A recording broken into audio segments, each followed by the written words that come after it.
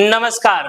YouTube के इस channel पे आप सबका स्वागत है और आपसे निवेदन है कि चैनल को सब्सक्राइब कर दे ताकि आने वाले सारे वीडियो आप तक पहुंचते। पहले चरण के चुनाव संपन्न होने के बाद अब बारी है दूसरे चरण के चुनाव की और दूसरे चरण के चुनाव में बिहार के 5 सीटों पर चुनाव है।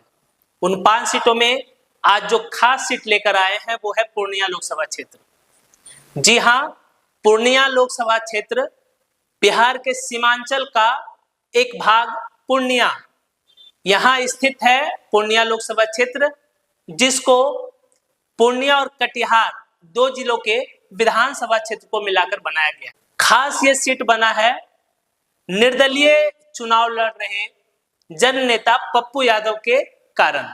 जी हां, अगर लोकतंत्र के मायने से देखिएगा तो ये जो चुनाव है पप्पू यादव एक तरफ, बाकी पार्टियां एक तरफ, और पप्पू यादव निर्दलीय ताल ठोक रहे हैं। जनता का अपार समर्थन मिल रहा है और ये चुनाव बिना किसी जातीय समीकरण का होगा। अगर पप्पू यादव यहां से चुनाव जीत जाते हैं, जैसा कि लोगों का मानना है, ग्राउंड रिपोर्ट जो कर रहे हो और पूर्णिया लोकसभा क्षेत्र में जो घूम रहे हैं, उनका साफ साफ मानना है कि अभी भी पलड़ा पप्पू यादव का ही भारी है और चुनाव होने में महज 5 दिन बाकी है। तो आप ये जान लीजिए कि अगर पप्पू यादव पूर्णिया लोकसभा क्षेत्र जीतते हैं तो ये लोकतंत्र के सही मायने में जीत होगी। इसके बावजूद कि उनके खिलाफ उनकी खुद की पार्टी, जहां वो अपना पार्टी विलय करके आए हैं, कांग्रेस और महागठबंधन की अन्य पार्टियां उनके खिलाफ है, फिर भी अगर पप्पू यादव यहां से चुनाव जीतते हैं तो ये लोकतंत्र की सही मायने में जीत हो। हालांकि आपको ये भी बताते चले कि पप्पू यादव यहां से निर्दलीय 2 बार 3 बार चुनाव जीत चुके हैं और इस क्षेत्र का प्रतिनिधित्व कर चुके हैं, लेकिन सही मायने में यह है कि पूर्णिया लोकसभा क्षेत्र में पप्पू यादव लगातार 2 वर्षों से काम कर रहे हैं और जनता के साथ जुड़े हुए हैं। वो गांव-गांव जाकर जनता से समर्थन मांग रहे थे 2 साल पहले तक में।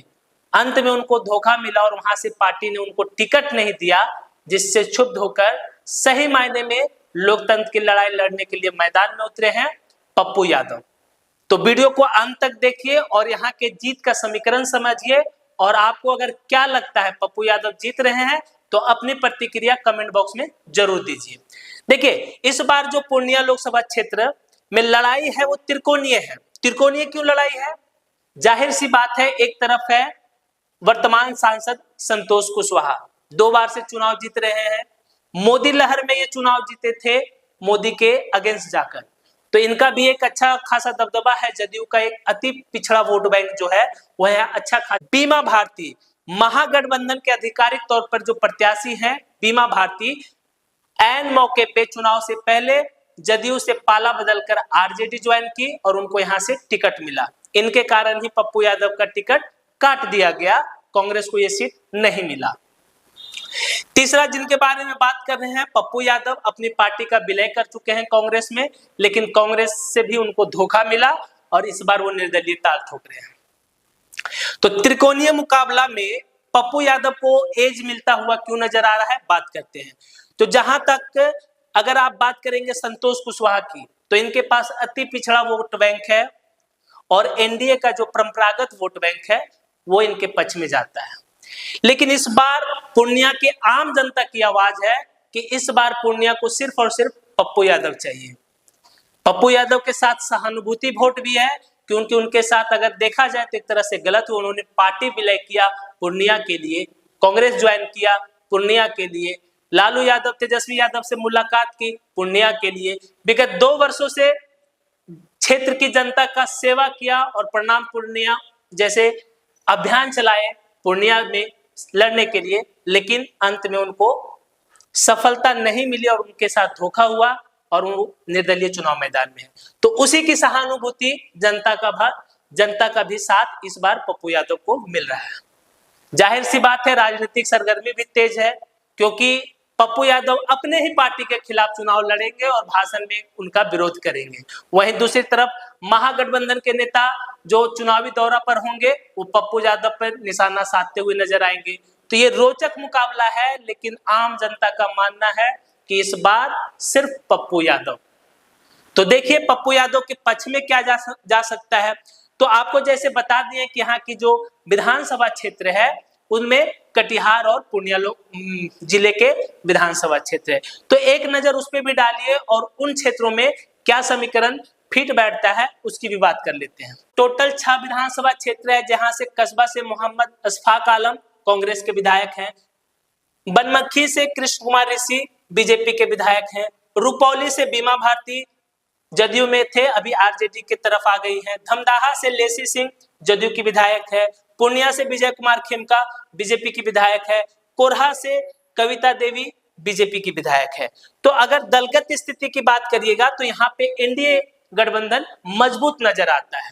पप्पू यादव किस समीकरण के तहत यहाँ चुनाव जीतेंगे, अब उसकी बात करते हैं। तो पप्पू यादव के पास अपना व्यक्तिगत जो उनका कनेक्शन है, 2 साल से जो मेहनत कर रहे हैं, हर जाति वर्ग के लोगों में पप्पू यादव की पहुंच है। फिर भी अगर गणित के तौर पर आप जानना चाहते हैं कि पप्पू यादव के पक्ष में क्या जा सकता है तो सुन लीजिए। इस लोकसभा क्षेत्र में 60% हिंदू आबादी है तो 40% मुस्लिम आबादी है। लगभग 7 लाख के आसपास यहाँ मुस्लिम आबादी है और ऐसा माना जा रहा है कि इस बार मुस्लिम आबादी के पास अपना एक चॉइस है, पप्पू यादव। पप्पू यादव को जात धर्म से ऊपर के नेता माना जाता है इस क्षेत्र में, तो मुस्लिम वोट इस बार पप्पू यादव को ज्यादा मिलेगा और मिलता हुआ नजर भी आ रहा है। वहीं बात करें यादव जाति की, तो यादव जाति की भी जनसंख्या 1.5 से 2 लाख है और यादव समाज भी पप्पू यादव को समर्थन करता हुआ नजर आ रहा है अपने पार्टी महागठबंधन के इतर जाकर। उसके साथ ही साथ यहाँ पिछड़ा, अति पिछड़ा वोट काफी अच्छी संख्या में है, में भी पप्पू यादव सेंध लगाते नजर आ रहे हैं। वहीं बात करिए बीमा भारती के पक्ष में क्या है। बीमा भारती को अपने जातिगत वोट के साथ साथ महागठबंधन का परंपरागत वोट एमवाई का सहारा है और वो ऐसा मान के चल रही है कि एमवाई में एम मुस्लिम उनके साथ जाएगी।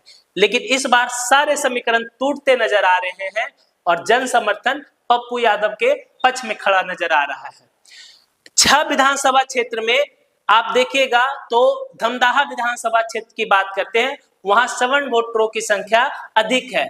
वो सवर्ण वोटरों की संख्या इस बार एनडीए गठबंधन की तरफ जाएगा और संतोष कुशवाहा को कुशवाहा जाति का वोट के साथ साथ अति पिछड़ा वोट बैंक जो जदयू का माना जाता है उसका भी साथ मिलेगा।